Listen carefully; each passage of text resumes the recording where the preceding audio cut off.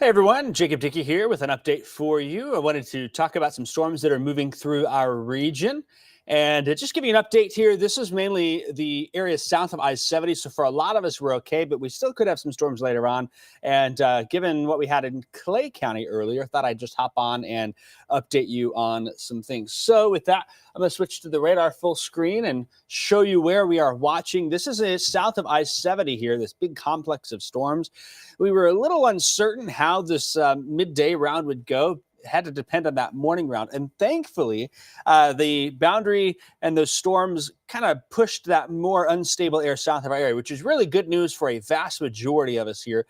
We do have a severe thunderstorm warning for the far southern part of Jasper County, but I think this primarily stays out of our area. However, earlier, probably with some pretty intense storm activity in Clay County, Florida, and that's now moving into Richland County, Clay City towards Olney, places like that, where the rest of our area probably looking fine. Give you some relevance in where this is. This is well south of our area.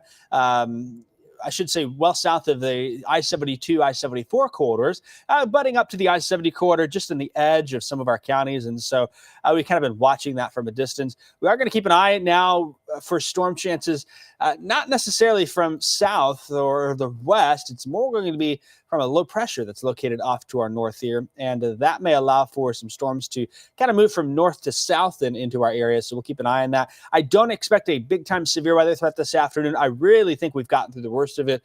This is probably that last complex that's going to come through our part of the state, and thankfully this one just south of our area, but still something that's of interest as we watch it here. Folks that are watching in Effingham County earlier, you might have had your wireless emergency alerts go off. Your wireless emergency alerts go in your cell phones.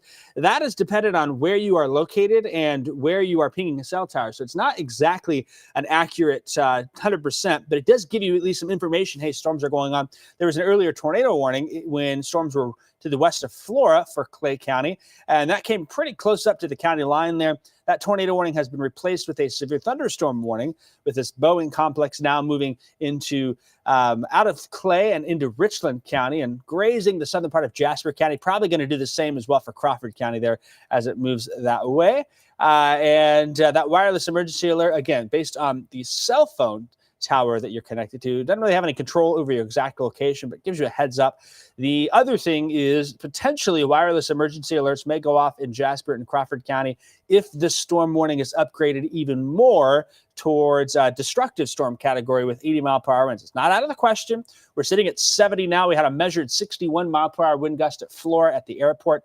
That's on that northwest side of town there. And so we'll be watching and from afar here at this point, but I did think I'd jump on and keep an eye on things for folks with that. Let's talk real quick about the risk for our coverage area. There you go. Our risk for a lot of us here is a 1, which is some good news. I really think 1 out of 10. I mean, that's the bottom of the scale here. It's a never say never. Oops, something happens in that blue area type of situation. Not something that sticks out to me. Sometimes, though, with this incoming shower and storm activity from the north, I'll show you future track in a minute. Sometimes we can see some cold air funnels, and that's a possibility. But that 3 down there south of I-70 is primarily for that storm complex. So as that moves on through, really, I-57 corridor to the west is all clear down there south of Effingham. So that is some good news for us. There is a severe thunderstorm watch still in place for Jasper and Crawford, but I don't expect any more watches either for any of our viewing area. And so that's some good news. You can see that orange box there on the very far southern edge of Jasper County. That's the only extent we have. And that's going to carry into southern Indiana and perhaps be a problem out there, but not much of a concern really for us here locally. So the good news is I really feel good about where we are sitting for a vast majority of central Illinois. Our severe threat finally seems to be ending for us. Future Track's been picking pretty good on that storm complex down there, so it's fairly believable now. Earlier, Future Track wasn't that great, helping us things. We had to watch the storm complexes. You can see storm activity picking up in Indiana later this afternoon. This evening, though, notice to the north, there may be a few spotty showers that kind of develop and move through. That's where that cold air funnel potential might be here, say 6 o'clock onward. We'll see. I'm not sold on that, but I know sometimes when we have a low pressure close by that we can sometimes get a little extra wind shear in there. And that may be a case as well as we head into tomorrow. I'll bring up future track for tomorrow.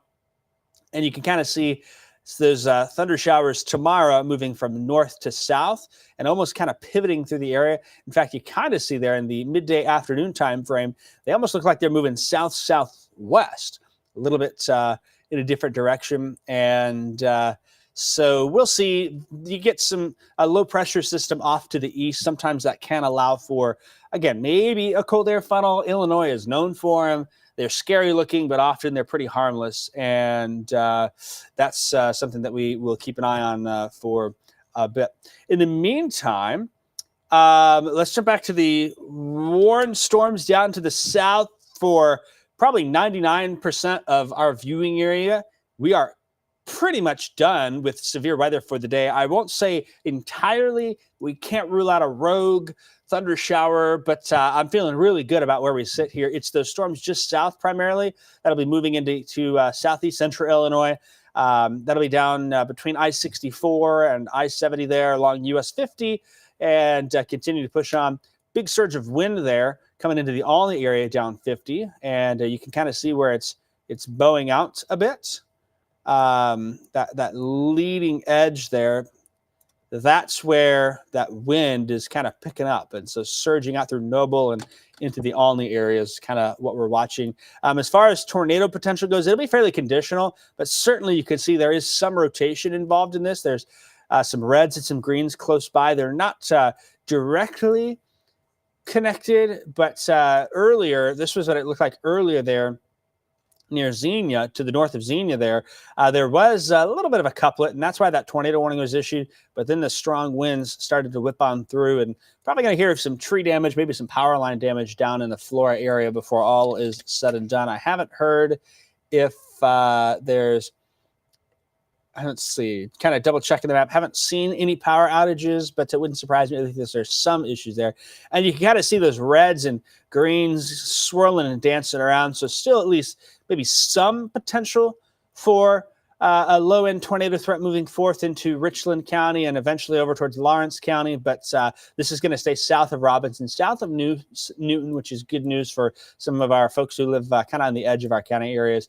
And so that's what we'll keep an eye on. A lot of lightning down there. I'm sure folks in Effingham and Newton and Robinson, places like that, are going to hear the thunder from these storms as they move off to the east. We don't have any lightning really being detected anywhere else, even to the north. And so we'll likely be keeping things pretty quiet. But just missing out on this complex, thankfully. Not by much. But last night, if you had asked me what I thought it'd probably be Taylorville to Mattoon, Charleston. Those storms that came through, though, kind of pushed a little further south, which is some good news. And that certainly helped us out a little bit with our threat locally here. So they do have those storms warned for specifically in the Olney area. That one's got 70-mile-per-hour winds, a threat considerable with it as it's in Clay, far southern Jasper and Richland counties. Eventually, Olney moving down 50, then into Lawrenceville, where it'll be heading next. And we'll watch that from afar and just kind of keep an eye on it. But I do not expect that to move into our area. And taking a look regionally here, nothing really standing out as far as threats go through the rest of the day. So that's some good news. We seem to be bringing an end to this awful pattern that we've been in. So that's some good news for us. All right, Anna is on. She's letting us know Clay Electric down in Florida, about 60 outages. She's with the Chamber of Commerce down there. So she's got a little report from down that way. Becky says the church is at Camp in Xenia. Had some of the strong winds come on through. Haven't heard of much damage, but down there, just south of our area, I know folks in Effingham, if these storms were in, Tuscola, folks in Champaign County be fairly interested in them. That's about the same distance from Effingham down towards Clay County, so not far away, but thankfully staying out of our immediate coverage area and really not going to expect any other storms here as those move off to the east. You could probably draw a line based on what I'm seeing here. Anything north of that line, I think, is fine. So close call, but just missing us. So that's some good news for us. All right, that's all I want to do is just jump on and kind of talk about those storms as they're blowing off to the south there. We don't have too many concerns for the rest of the day. In our area, we'll keep an eye on some thunder shower activity. It doesn't seem like this is going to bring those complexes with torrential rain and wind potential anymore. I'm sure I'm not the only one celebrating hearing that, but we still do have at least some thunder shower activity to go for the next 24 to 36 hours before we have a quiet summer weekend on tap. Looking forward to that. All right, thanks for watching. Hope you have a great rest of your Thursday. And Kevin's back. He'll have updates for you on the forecast tonight at 4, 5.